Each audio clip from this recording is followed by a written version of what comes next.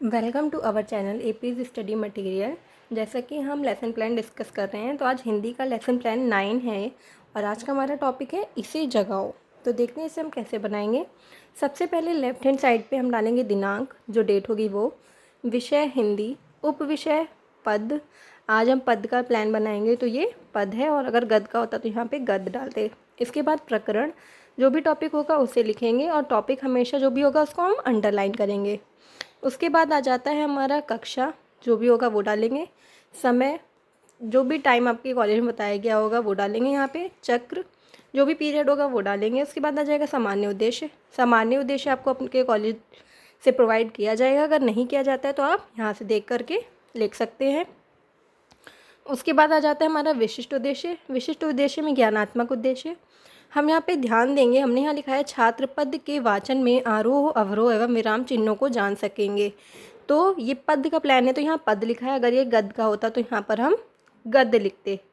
ठीक है, इसी तरीके से ये छोटी छोटी चीज़ें हम ध्यान देंगे, बाकी आप यहाँ से देख के लिख सकते हैं। इसके बाद नेक्स्ट आ जाता है हमारा बोधात्मक उद्देश्य।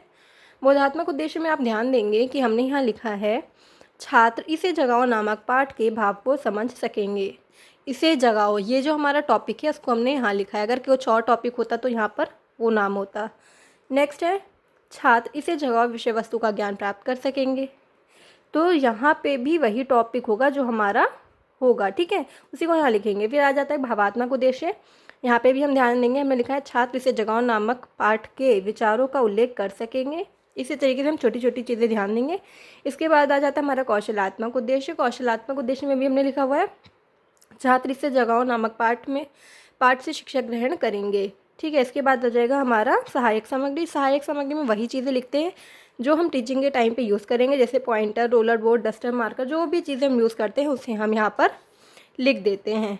इसके बाद आ जाता है हमारा नेक्स्ट प्रस्तावना प्रश्न। मोस्ट इम्पॉर्टेंट है प्रस्तावना प्रश्न। ठीक है, किसी भी लेसन प्लान की शुरुआत मेन प्रस्तावना प्रश्न से ही होती है।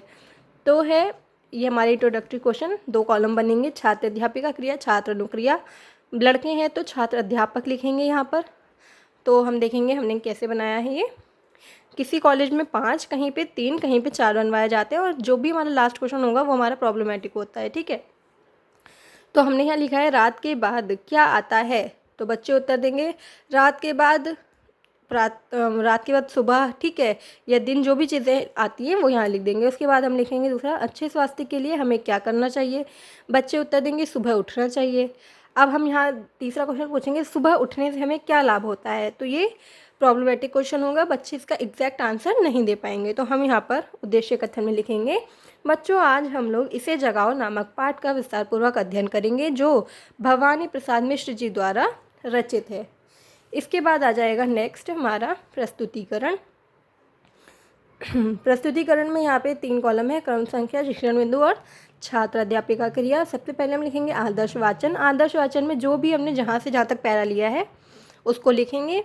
फिर हम लिखेंगे छात्र अध्यापिका उचित लक्ष्य तथा आरोह अवरोह को ध्यान में रखकर पद्यांश का आदर्श वाचन करेगी। पद है ये, तो यहाँ पे पद्यांश लिखा है। अनुकरण वाचन, ठीक है, दूसरा पॉइंट हमारा अनुकरण वाचन। इसमें हम लिखेंगे छात्र अध्यापिका उचित लय ताल के साथ विद्यार्थियों से अनुकरण वाचन करवाएगी। उसके बाद आ जाता है हमारा शब्द अर्थ। ये यहाँ पे उल्टा है क्योंकि ये मेरा पहला प्लान है, तो ये उच्चारण विधि पहले आती है और शब्द अर्थ बाद में आता है। तो ये हम उच्चारण विधि को पहले लिखेंगे, अनुकरण वाचन के बाद आ जाएगा हमारा उच्चारण विधि। उच्चारण विधि में जो भी टफ वर्ड्स होते हैं, बच्चे नहीं बोल पाते हैं, वो लिखेंगे यहाँ पे। जैसे हमने लिखा है बेखबर, चिल्लाओ और हिलाओ। ठीक है, ये हो गया। फिर उसके बाद आ जाएगा उच्चारण विधि के बाद चौथा पॉइंट होगा हमारा शब्द अर्थ। तो ये सबसे नीचे बनेगा कॉलम। शब्द अर्थ में 4 कॉलम बनेंगे। शब्द अर्थ विधि और स्पष्टीकरण। सबसे पहले भाई, तो अर्थ में भाई, विधि पर्यायवाची, स्पष्टीकरण सूरज को भाई कहा गया है। पंछी, पक्षी, विधि पर्यायवाची और स्पष्टीकरण में पक्षी को भाई कहा गया है। पवन, हवा, पर्यायवाची, पवन को भाई कहा गया है। इसी तरीके से हम यहाँ पे ये लिख देंगे। इसके बाद आ जाएगा हमारा नेक्स्ट पेज पर ये 4 कॉलम। पहला है छात्र अनुक्रिया, शिक्षण बिंदु, सहायक सामग्री और शामपट कार्य। ठीक है, तो सबसे पहले जैसे कि हमने ये आदर्श वाचन के सामने हम क्या लिखेंगे, सभी छात्र छात्राएं ध्यानपूर्वक सुनेंगे। फिर अनुकरण वाचन के सामने लिखेंगे, शिक्षिका के आदेश अनुसार पद्यांश का बच्चे अनुकरण करेंगे। और यहाँ पे 4th पॉइंट यहाँ पे आएगा 3rd की जगह पे, तो उच्चारण विधि के सामने लिखेंगे, छात्र उच्चारण करेंगे, अर्थ बताएंगे एवं ध्यानपूर्वक सुनेंगे। ठीक है। फिर शिक्षण बिंदु में हम लिखेंगे वाचन विधि और अनुकरण वाचन विधि। उसके बाद आ जाएगा सहायक सामग्री। सहायक सामग्री में जो भी हमने टीचिंग के टाइम पे चीज़ें यूज़ करी हैं उनको हम यहाँ मिनिएचर के रूप में लगा देते हैं। ठीक है, जैसे हमने यहाँ पे ये लगाया हुआ है चैप्टर से लेकर के। ठीक है ना। फिर उसके बाद आ जाता है हमारे जो भी टफ वर्ड्स थे उनको हम यहाँ पे इस तरीके से लिखते हैं। जैसे मैंने लिखा है बेखबर, चिल्लाओ और हिलाओ। ठीक है, ये हो गया। इस तरीके से हम यहाँ पे लगा देते हैं। उसके बाद आ जाएगा हमारा शामपट कार्य। शामपट कार्य में लिखेंगे हम जो भी हमने अपने लिखे थे शब्द अर्थ में, उन्हीं को हम यहाँ पर लिख देंगे। ठीक है। फिर आ जाता है हमारा बोधात्मक प्रश्न। बोधात्मक प्रश्न 3 हैं, हमारे कॉलेज में 3 बनवाए गए थे तो हमने 3 बनाए हैं। आपके कॉलेज में जैसे बताया गया आपको वैसे ही बनाने हैं, अगर 3-4 जो भी बोले गए हैं उतने ही बनाने हैं।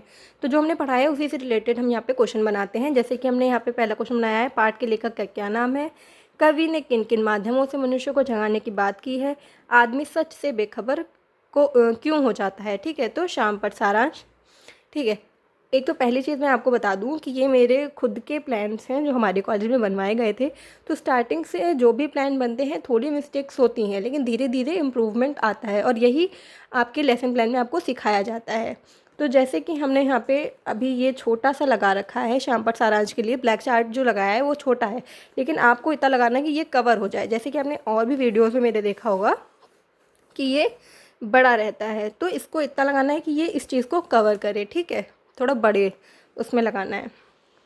तो फिर वैसे ही सेम यहाँ पे लिखेंगे हम दिनांक, विषय, उपविषय और प्रकरण, और टॉपिक अंडरलाइन होगा। ठीक है, जो भी टॉपिक होगा वो हमेशा अंडरलाइन होगा। फिर राइट हैंड साइड पे कक्षा चक्र अवधि, फिर यहाँ पे हम लेफ्ट हैंड साइड पे जो भी हमारे शब्दार्थ होंगे वो लिखेंगे, और राइट में हम जो हमारे क्वेश्चन के आंसर होंगे उनको यहाँ पे हम पूरा पूरा लिखेंगे। जैसे हमने लिखा है पाठ के लेखक का नाम भवानी प्रसाद मिश्र जी है। ठीक है, फिर कवि ने सूरज, पवन, पंछी आदि माध्यमों से मनुष्य को जगाने की बात की है। तीसरा है आदमी जब अपने ही सपनों की दुनिया से खोया रहता है तब सच में बेखबर हो जाता है। ठीक है, तो इस तरीके से हम ये लिखेंगे। उसके बाद आ जाएगा हमारा कक्षा कार्य एवं निरीक्षण। कक्षा कार्य निरीक्षण में हम लिखेंगे छात्र अध्यापिका प्रश्नों के उत्तर को उत्तर पुस्तिका में उतारने का निर्देश देकर कक्षा का निरीक्षण करेगी। उसके बाद जाया जाएगा हमारा पुनरावृत्ति प्रश्न। पुनरावृत्ति प्रश्न मैंने आपको बताया है कि 2-3 तरीके के होते हैं, जैसे कि आप राइट रॉन्ग ले सकते हैं, मैच द फॉलोइंग ले सकते हैं, फिल इन द ब्लैंक्स ले सकते हैं। ठीक है, इस तरीके से हम जो भी पढ़ाते हैं उन्हीं से ही पुनरावृत्ति प्रश्न भी बनाते हैं। इसके बाद आ जाता है हमारा गृह कार्य। गृह कार्य में हमने लिखा है बच्चे कठिन शब्द को याद करके आए। तो ये जो सर्कल बना है ये कोई गलत नहीं है, मेरा प्लान ये सही है। आप ये होमवर्क दे सकते हैं बच्चों को, लेकिन एक ही होमवर्क हर प्लान में रिपीट अगर होता है तो वो टीचर उसको क्रॉस कर देता है। ठीक है, जैसे कि मेरा ये प्लान है, ये टॉट है, अप्रूव है, सारी चीज़ें हैं, लेकिन बस एक ही चीज़ को अगर मैंने ज़्यादा लेसन प्लान में लिख दिया है तो यहाँ पे सर्कल है। आप इसकी जगह कुछ और भी लिख सकते हैं कि बच्चे प्रश्न उत्तर याद करके आएंगे। ठीक है, तो इस तरीके से भी हम दे सकते हैं। तो अगर ये सर्कल है तो इसका मतलब ये नहीं कि गलत है, और अगर आपके प्लान में ही सर्कल बनता है या रेड पेन चलता है तो कोई इसकी बात ये नहीं है कि आपका प्लान गलत है।